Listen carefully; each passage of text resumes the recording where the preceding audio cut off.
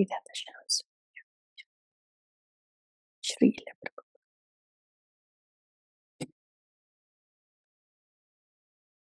Namo Vishnu Padaya Krishna Kṛṣṇa Śrīmate Bhakti Swami Namaste Saraswati Gauravān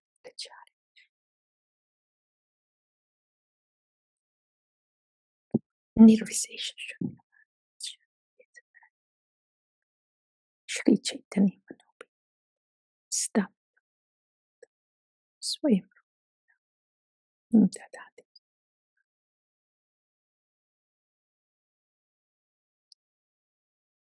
Om Namo Bhagavate Vasudevaya. Om Namo Bhagavate Vasudevaya.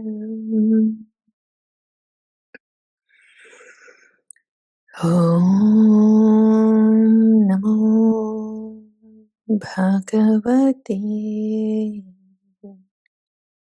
Vasudevaya.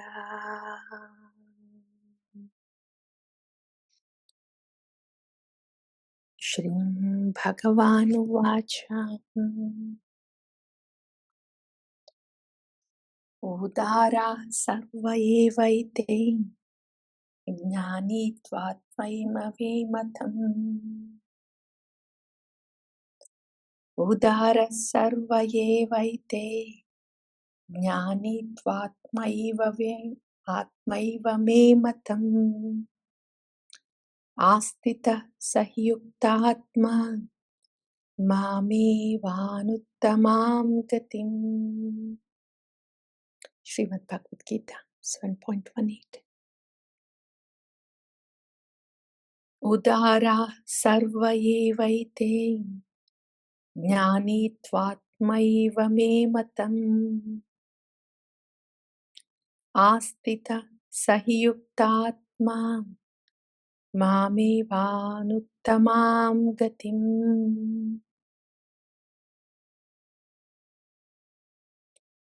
Udārāḥ sarva evaite jñānī tvātmaivamematam āstita sahyuktātma māmevānuttamām gatim. Śrī Bhagavān Vacha. Śrī Bhagavān, in the previous verses, Bhagavān has mentioned that there are 4 kinds of pious people. Pious means turning towards the Lord, obedient to the Lord.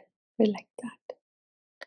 Artho, jñānī, artha. Artho, jñāsur, jñānī. Artho, jñāsur, artha and jñānī. 4 kinds. And Bhagavān has said,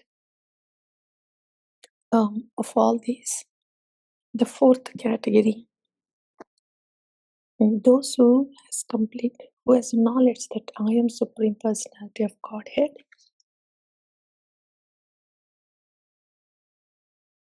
and has eka bhaktir visishyate, and worship me with a single point attention. They are the best, says Bhagavan. And then Bhagavan says, it's not that the others are ordinary.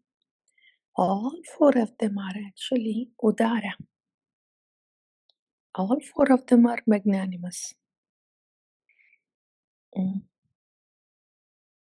But amongst them, the best is the jñānī who has the knowledge that I am the Supreme and then engages in my worship. So Bhagavan is calling everybody magnanimous. Bhagavan is so magnanimous that he is calling his devotees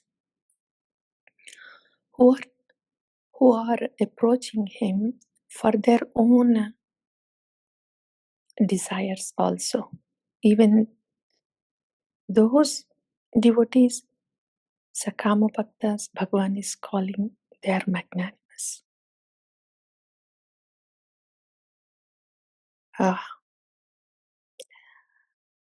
When we are in Maya, we don't really see the magnanimity of the Lord, but how magnanimous He is. He's been just sitting there in the heart for the jiva to turn to Him. From time immemorial, He has been sitting there. And He's saying, if the jiva just turn towards me, then they are magnanimous. Yeah. So in this way, all these four categories, Bhagavan is saying they are magnanimous. Actually, it's not that we don't, it's not that the devotee's needs are not met. The moment the jiva turns towards Bhagavan, the needs of the jiva are met. Yeah. All of us, even if someone is Sakama Bhakta who has taken Kṛṣṇa Bhakti, and then after starting Bhakti, after doing for some time, it doesn't mean that they don't have needs while they are in this material body. All of us, because we are in this material body, we have the needs pertaining to this body. This body needs to be fed, and this body needs to be protected, maintained. Body, yeah? Body has to be maintained, protected. For that, the food is to be fed. It means for us, in terms of us, we need some job, we need some money. Yeah? And with that money, we have to feed these bodies, and the bodies related to the bodies. So these needs of the body are there. And needs of the mind or intelligence or everything is just Bhagavan anyway. The body is also meant for Bhagavan, in the seva of Bhagavan, but the body needs to be maintained, protected. And for the mind, all it needs is Bhagavan, because everything is Bhagavan's. Mind has the need, the emotions are there in the mind. They naturally come out, they come out all the time because they're coming from the soul. So all those emotions, they need to be reposed on something that is eternal and is worth reposing, and an object that is worth reposing, that is Bhagavan Himself, Guru and Kṛṣṇa. So in this way, the needs of the mind's emotion, they are already met when we turn towards Bhagavan. What is the role of intelligence anyway when there is needs of emotion is met? The role of intelligence is, according to the Shastra and the realized souls, they are directing everybody, all the human beings, to repose their emotional needs at the lotus feet of Guru and Kṛṣṇa, towards Guru and Kṛṣṇa. And that's it. Then the need of the ego is also met. Ego is the identity. Every soul has an identity. So the real need of the ego is the true ego, our own spiritual form with Bhagavan, spiritual relationship with Bhagavan. These are all needs. Body's needs, the mind's need, and ego's need. These are needs. It's not that we are artificially wanting something out of greed. No. These are needs. And the beauty in Bhakti is these needs are met anyway. Bhagavan takes care of our needs. He's saying, Ananyas chintayanto mam ye jana paryupasate tesham nityabhiyuktanam yogakshemam vahamyaham. I know that you have needs. It's not that you don't really think of anything about your body, your mind, nothing. And you just sit there and think, Aham Brahmasmi. You have no thoughts going on. And you have no thoughts about body. It's not like that. Especially in the beginning, we do have thoughts about our bodies because they have to be maintained. There may not be big desires. Oh, I want to keep this body very comfortable, pampered. I have to bring this to this body. I have to have this kind of happiness and gratification for this body. We may not have any of those desires. Devotees' bodies are there, the needs will be there. Even if a devotee thinks, okay, what kind of palatable dish I have to cook and eat. Even if one doesn't think like that, even if the devotee doesn't even want to think about food to maintain this body, Bhagavan, but the body has to be maintained even if the devotee thinks or not. So Bhagavan thinks of the need of the body of the devotees. Bhagavan thinks how to maintain my devotee's body, how to protect my devotee's body, not even soul. That's what happened to Śrīpad Madhavendra Puri, right? He's a Yayachita Bhakta. Means to maintain his body, he doesn't think of food. He doesn't ask for anything. He doesn't look for food even to maintain his body. Yayachita Buddhi. Madhukari is you are not thinking of the food. You don't have any desire to gratify the tongue. But because you have to maintain this body, you go on Madhukari, and whatever you get in first 7 houses, you just put it into the body. That's Madhukari. Even beyond that is Yayachita Buddhi. That's what Śrīpad Madhavendra Puri did. Yayachita Buddhi is you don't even think of food. You don't even look for the food. You don't even look to maintain this body or to protect this body. There, Kṛṣṇa takes complete responsibility even to maintain and protect those bodies. Like for Śrīpada Madhavendra Puri, he came as Gopal and he was giving milk. And in the case of Srila Raghunath Das Goswami, he didn't even think of protecting his body. He was just doing his bhajan and the tiger came. He was not aware of it, but the body is to be protected. So Kṛṣṇa was standing there to protect him. Like that.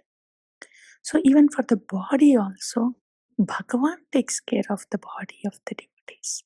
Its maintenance and its protection. That happens for Ananya Bhaktas. So it's not that we really have to come up with the plans of how to maintain or protect. He does it, Bhagavan does.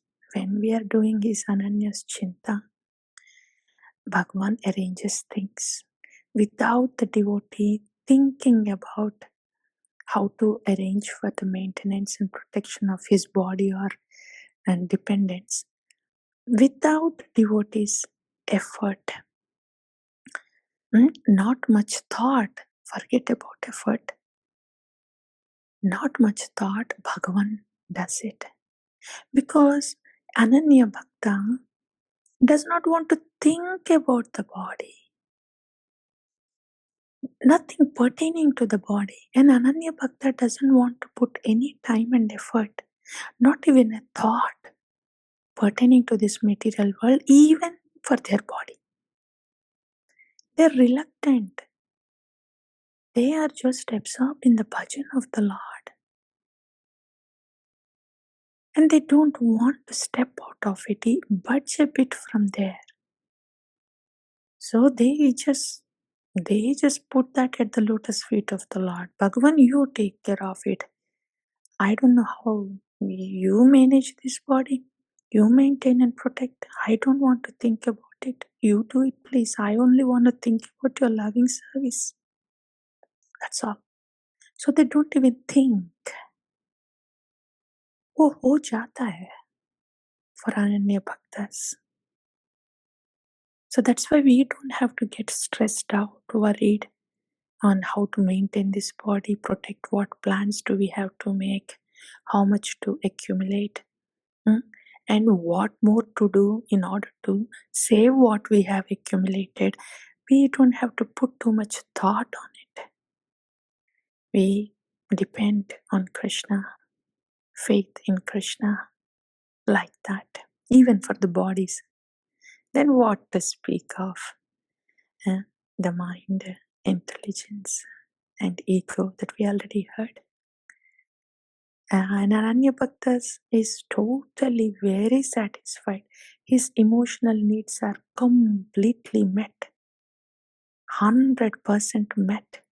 There is no bottling up of emotions, repressions, suppressions, having any emotional traumas, and then struggling. वो नहीं होता.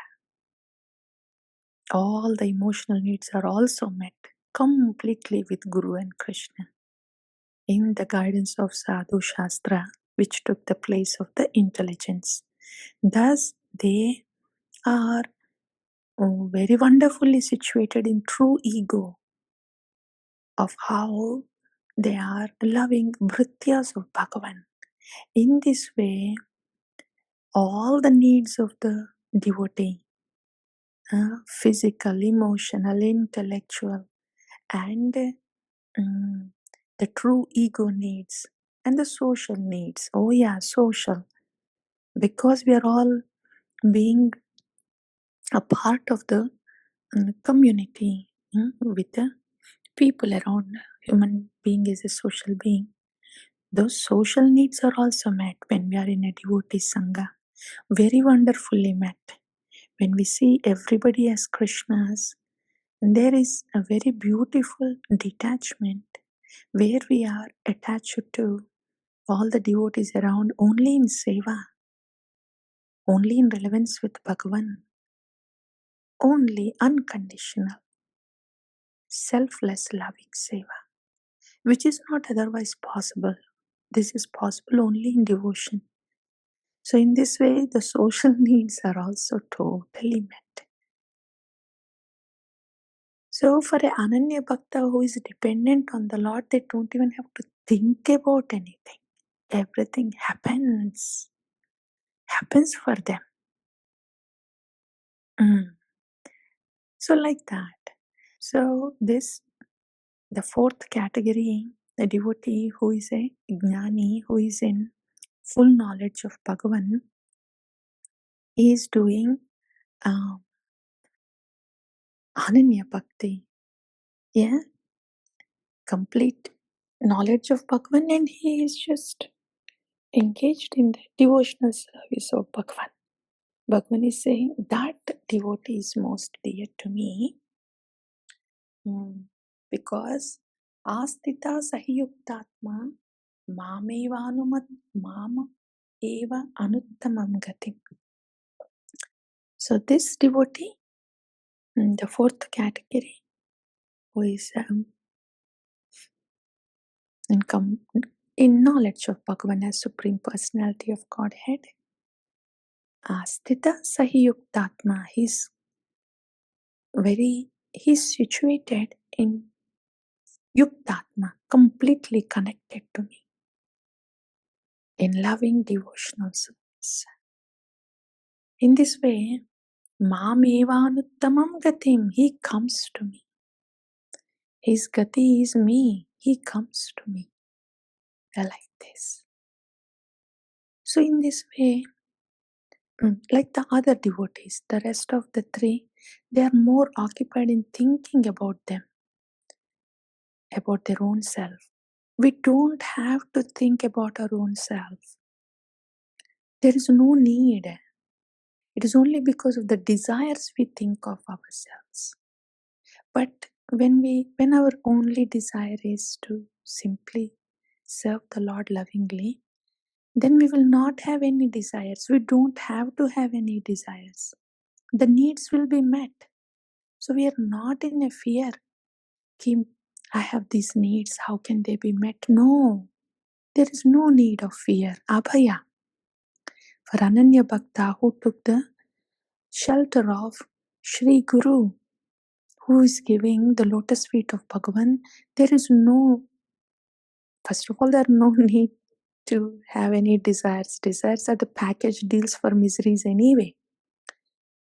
But for the needs, there is no need of fear. They will be met beautifully. Guru and Kṛṣṇa, they will have to think of our needs. Rakshisyate iti vishvaso goptrutve varnam tada. It is there. It is their job. They think it is my job. Now that these devotees only simply want to lovingly serve Bhagavan, so Bhagavan takes upon him to maintain us, to provide our needs. So there is really no need for the first three category of people to think of themselves. Let my miseries go away. Let my questions be answered. Let my desires be fulfilled.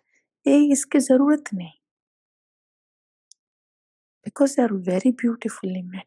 Bhagavan takes care of all this.